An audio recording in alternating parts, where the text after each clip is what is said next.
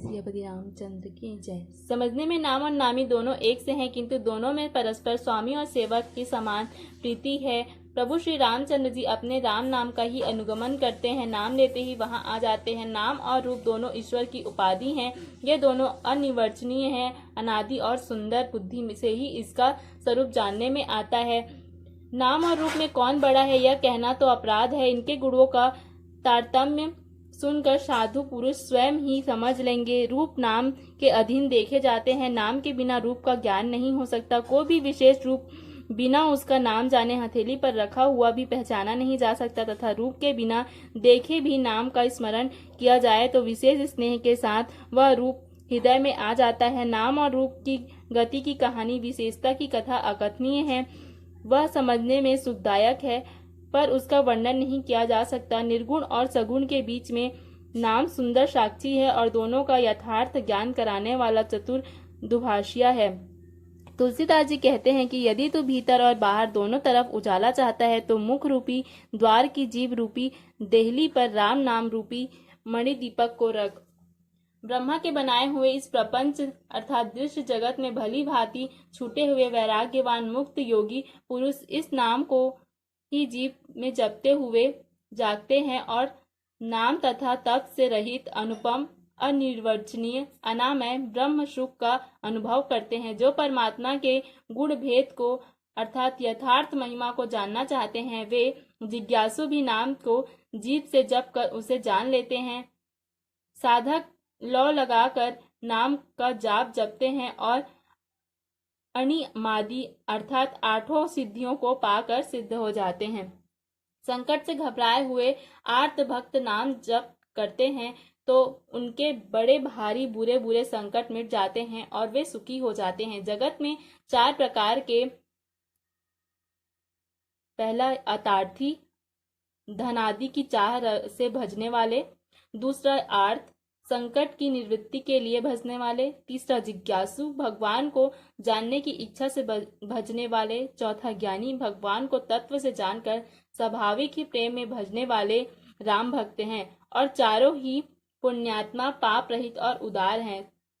चारों ही चतुर भक्तों को नाम का ही आधार है। इनमें ज्ञानी भक्त प्रभु को विशेष रूप से प्रिय हैं। यो तो चारों युगों में और चारों ही वेदों में नाम का प्रभाव है, परंतु कलयुग में विशेष रूप से है। इसमें तो नाम को छोड़कर दूसरा कोई उपाय ही नहीं है।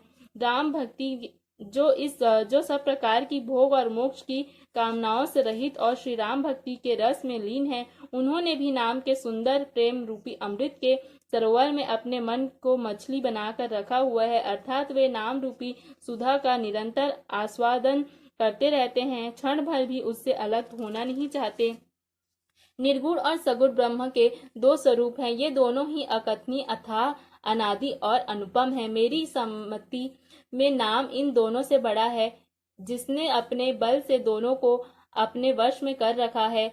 सज्जनगण इस बात को मुझ दास की ठिठाई या केवल काव्योक्ति न समझे। मैं अपने मन के विश्वास, स्नेह और रुचि की बात कहता हूँ। निर्गुण और सगुण दोनों प्रकार के ब्रह्म का ज्ञान अग्नि के समान है। निर्गुण उस अप्रकट अग्नि के समान है जो काट के अंदर परंतु दिखती नहीं, और सगुण उस प्रकट अग्नि के समान है जो प्रत्यक्ष दिखती है। दोनों ही जानने में बड़े कठिन है, पर नाम से दोनों सुगम हो जाते हैं। इसी से मैंने नाम को निर्गुण ब्रह्म से और सगुण राम से बड़ा कहा है। ब्रह्म व्यापक है, एक है, अविनाशी है, सत्ता, चैतन्य और आनंद की धनराशि है। ऐसे विकार रहित प्रभु के हृदय में रहते ही जगत के सभी जीव दीन दुखी हैं।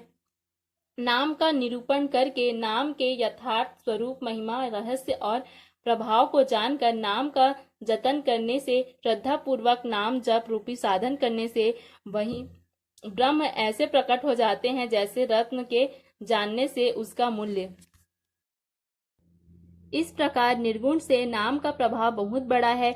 अब अपने विचार के अनुसार कहता हूँ कि नाम सगुण राम से भी बड़ा है। श्री रामचंद्र जी ने भक्तों के हित के लिए मनुष्य शरीर धारण करके स्वयं कष्ट सहकर साधुओं को सुखी किया, परंतु भक्तगण प्रेम के साथ नाम का जाप करते हुए सहज ही में आनंद और कल्याण के घर हो जाते हैं। श्री राम जी ने एक तपस्वी की स्त्री अहिल्या को ही तारा, परंतु नाम ने करोड़ों दुष्टों को की बिगड़ी बुद्धि को सुधार दिया। श्री राम जी ने ऋषि विश्वामित्र के हित के लिए एक सुकेतु यक्ष की कन्या ताड़का की सेना और पुत्र सुबाहु सहित की समाप्ति की, परंतु नाम अपने भक्तों के दोष, दुख और दुराशाओं को इस तरह नाश कर देता है जैसे सूर्य रात्रि का। इसी प्रकार श्री राम जी ने तो स्वयं शिव जी के धनुष को तोड़ा, पर नाम का प्रताप तो ही संसार के सब भयों का नाश करने वाला है। प्रभु श्री राम जी ने भयानक दंडक वन की को सुहावना बनाया, परंतु नाम ने असंख्य मनुष्यों के मनों को पवित्र कर दिया। श्री रघुनाथ जी ने राक्षसों के समूह को मारा, परंतु नाम तो कलयुग के सारे पापों को जड़ उखाड़ने वाला है। श्री रघुनाथ जी ने तो सबरी और जटायु आदि उत्तम सेवकों को ही मुक्ति दी, परंतु नाम ने अगिनत दुष्टों का उद्धार किया। नाम के गुणों की कथा वेदों में प्रसिद्ध है। श्री राम जी ने सुग्रीव और विभीषण दोनों को ही अपने शरण में रखा, यह सब कोई जानते हैं, परंतु नाम ने अनेक गरीबों पर कृपा की है। नाम का यह सुंदर विरध लोक और वेद में विशेष रूप से प्रकाशित है। श्री राम जी ने तो भालू और बंदरों की सेना बटोरी और समुद्र पर पुल बांधने के लिए थोड़ा परिश्रम नहीं किया, परंतु नाम लेते ही संसार समुद्र सूख जाता है। और सज्जन गण मन में विचार कीजिए कि दोनों में कौन बड़ा है। श्री राम जी ने कुटुंब सहित रावण को युद्ध में मारा, तब सीता सहित उन्होंने अपने नगर में प्रवेश किया। राम राजा हुए, अवध उनकी राजधानी हुई। देवता और मुनि सुंदर वाड़ी में जिसके गुण गाते हैं, परंतु सेवक प्रेम पूर्वक नाम के स्मरण मात्र से बिना परिश्रम मोह की प्रबल सेना को जीत कर प्रेम में मग्न हुए अपने ही सुख में विचरण करते हैं। नाम के प्रसाद से उन्हें सपने में भी कोई चिंता नहीं सताती। इस प्रकार नाम निर्गुण ब्रह्म और सगुण राम दोनों से बड़ा है। यह वरदान देने वालों को भी वर देने वाला है। शिव जी ने अपने हृदय में यह जानकर ही 100 करोड़ रामचरित्र में से इस राम नाम को ग्रहण किया है। मास परायण पहला दृष्टांत। नाम ही के प्रसाद से शिव जी अविनाशी और अमंगल वेश वाले होने पर भी मंगल की राशि हैं। सुखदेव जी और सनकादि सिद्धि मुनि योगीगण राम के ही प्रसाद से ब्रह्मानंद को भोगते हैं। नारद जी ने नाम के प्रताप को जाना है। हरि सारे संसार के को प्यारे हैं और आप हरि और हर दोनों को प्रिय हैं। नाम के जपने से प्रभु ने कृपा की, जिससे प्रहलाद भक्त शिरोमणि हो गए। ध्रुव जी ने ग्लानि से हरि नाम को जपा और उसके प्रताप से अचल अनुपम स्थान ध्रुव लोक प्राप्त किया। हनुमान जी ने पवित्र नाम का स्मरण करके श्री राम जी को अपने वश में कर रखा है। नीच अजामिल राज और गणिका अर्थात वैश्य श्री हरि के नाम से प्रभाव से मुक्त हो गए। मैं नाम की बड़ाई कहाँ तक कहूँ। राम भी नाम के गुणों को नहीं गा सकते। कलयुग में राम का नाम कल्पतरु और कल्याण का निवास है, जिसकी स्मरण करने से भाग सा तुलसीदास तुलसी के समान हो गया।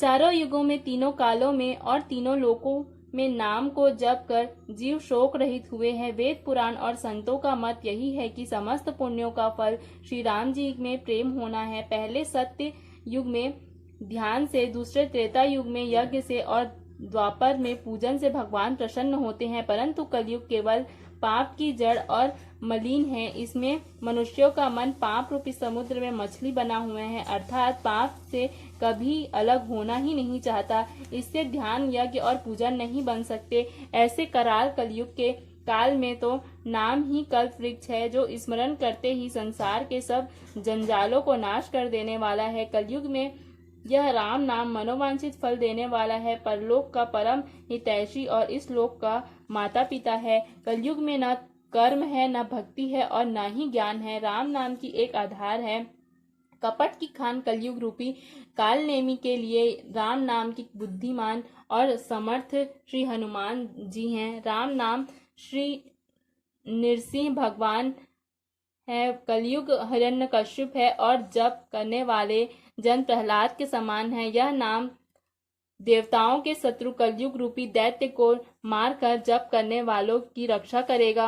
अच्छे भाव से, बुरे भाव से, क्रोध से या आलस से किसी तरह से भी नाम जपने से दशों दिशाओं में कल्याण होता है। उसी राम नाम का स्मरण करके और श्री रघुनाथ जी को मस्तक झुकाकर मैं राम जी के गुणों का वर्णन करता हूँ। वे ही मेरी बिगड़ी सब तरह से सुधार लेंगे, जिनकी कृपा करने से नहीं आघाती। राम से उत्तम स्वामी और मुझ सरीखा बुरा सेवक, इतने पर भी उन दयानिधि ने अपनी ओर देखकर मेरा पालन किया है। लोक और वेद में भी अच्छे स्वामी की यही रीति प्रसिद्ध है कि वह विनय सुनते ही प्यार से को पहचान लेते हैं। अमीर गरीब, गंवार, नगर निवासी, पंडित, मूर्ख, बदनाम, यशस्वी, सुकवि, कुकवि, सभी नर नारी अपनी अपनी बुद्धि के अनुसार राजा की सराहना करते हैं और साधु, बुद्धिमान, सुशील, ईश्वर के अंश से उत्पन्न कृपालु राजा सबको सुनकर और उनकी वाणी, भक्ति, विनय और चाल को पहचान कर सुंदर वाणी में सबका यथा योग्य सम्मान करते हैं। यह स्वभाव तो संसारी राजाओं का है। कौशलनाथ श्री रामचंद्र जी तो चतुर शिरोमणि हैं। श्री राम जी तो विशुद्ध प्रेम से ही रिझते हैं, पर जगत में मुझसे बढ़कर मूर्ख और मलिन बुद्धि और कौन होगा।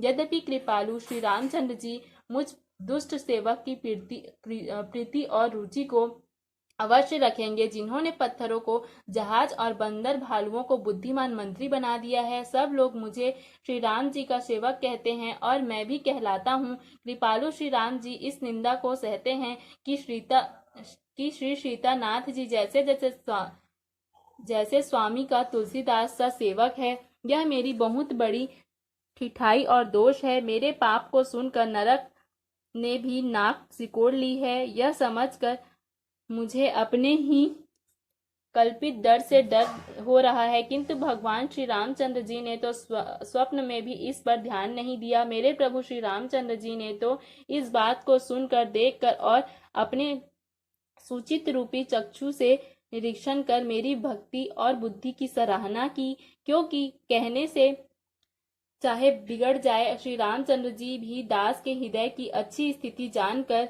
रीझ जाते हैं। प्रभु के चित्त में अपने भक्तों की हुई भूल चूक याद नहीं रहती, उनके हृदय को 100 बार याद करते रहते हैं। जिस पाप के कारण उन्होंने बाली को व्याध की तरह मारा था, वैसे ही कुचाल फिर सुग्रीव ने चली वही करनी विभीषण की थी, परंतु श्री रामचंद्र जी ने स्वप्न में भी उसका मन में विचार नहीं किया। उल्टे भरत जी से मिलने के समय श्री रघुनाथ जी ने उनका सम्मान किया और राजसभा में भी उनको गुणों का बखान किया।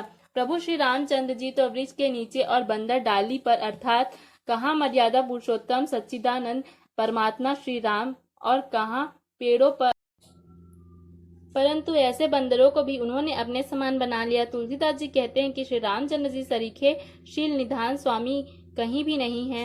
हे श्री राम जी, आपकी अच्छाई से ये सभी का भला है, अर्थात आपका कल्याणमय स्वभाव सभी का कल्याण करने वाला है। यदि यह बात सच है तो तुलसीदास का भी सदा कल्याण ही होगा।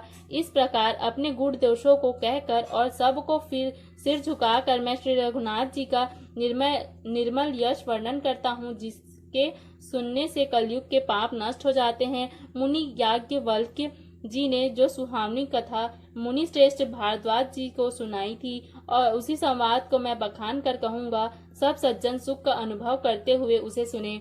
शिव जी ने पहले इस सुहावने चरित्र को रचा, फिर कृपा करके पार्वती जी को सुनाया। वही चरित्र शिव जी ने काकभुषुंडी जी को राम भक्त और अधिकारी पहचान कर दिया। उन काकभुषुंडी जी ने फिर याज्ञवल्क्य जी से पाया और उन्होंने फिर उसे भारद्वाज जी को गाकर सुनाया। वे दोनों वक्ता और श्रोता समान शील वाले और समदर्शी हैं और श्री हरि की लीला को जानते हैं। वे अपने ज्ञान से तीनों कालों की बातों को हथेली पर रखे हुए आंवले के समान जानते हैं और भी जो सुजान हरि भक्त हैं वे इस चरित्र को नाना प्रकार से कहते सुनते और समझते हैं। फिर वही कथा मैंने वाराह क्षेत्र में अपने गुरुजी से सुनी, परंतु उस समय मैं लड़कपन के कारण बहुत बेसमझ था, इससे उसको उस प्रकार अच्छी तरह समझा नहीं। श्री राम जी की गूढ़ कथा के वक्ता और श्रोता दोनों ज्ञान के भंडार अर्थात पूरे ज्ञानी होते हैं। मैं कलयुग के पापों से ग्रसित हुआ महामूढ़ जड़ जीव भला उसको कैसे समझ सकता था। तो भी गुरु जी ने जब बार बार कथा कही तब बुद्धि के अनुसार कुछ समझ में आई, वही अब मेरे द्वारा भाषा में रची जाएगी, जिससे मेरे मन को संतोष हो। जैसा कुछ मुझ में बुद्धि और विवेक का बल है, मैं हृदय में हरि की प्रेरणा से उसी के अनुसार कहूँगा। मैं अपने संदेह, अज्ञान और भ्रम को हरने वाली कथा रचता हूँ, जो संसार रूपी सागर को पार करने के लिए नाव है। राम भक्ता पंडितों को विश्राम देने वाली, सब मनुष्यों को प्रसन्न करने वाली और कलयुग के पापों का नाश करने वाली है। राम कथा कलयुग रूपी सांप के लिए मोरनी है और विवेक रूपी अग्नि के प्रकट करने के लिए अरणी है। राम कथा कलयुग के सब मनोरथों को पूर्ण करने वाली कामधेनु गाय और सज्जनों के लिए सुंदर संजीवनी जड़ी है। पृथ्वी पर यही अमृत की नदी है, जन्म मरण रूपी भय का नाश करने वाली और भ्रम रूपी मेढकों को खाने के लिए सर्पिणी है। यह राम कथा असुरों की सेना के समान नरकों का नाश करने वाली और साधु रूप देवताओं के कुल का हित करने वाली पार्वती दुर्गा है। यह संत समाज रूपी क्षीर सागर के लिए लक्ष्मी जी की समान है और संपूर्ण विश्व का भार उठाने के लिए अचल पृथ्वी के समान है। यमदूतों के मुख का कालिक लगाने के लिए यह जगत में यमुना जी के समान है और जीवों को मुक्ति देने के लिए जैसे काशी ही है। पर यह श्री राम जी की पवित्र तुलसी के लिए प्रिय है और तुलसीदास जी के लिए तुलसीदास जी की माता के समान हृदय में कल्याण करने वाली है। यह राम कथा शिव जी को नर्मदा जी के समान प्यारी है। यह सब सिद्धियों की तथा सुख संपत्ति की राशि है। सद्गुण रूपी देवताओं के उत्पन्न और पालन पोषण करने के लिए माता अदिति के समान और श्री रघुनाथ जी की भक्ति और प्रेम की परम सीमा जैसी है।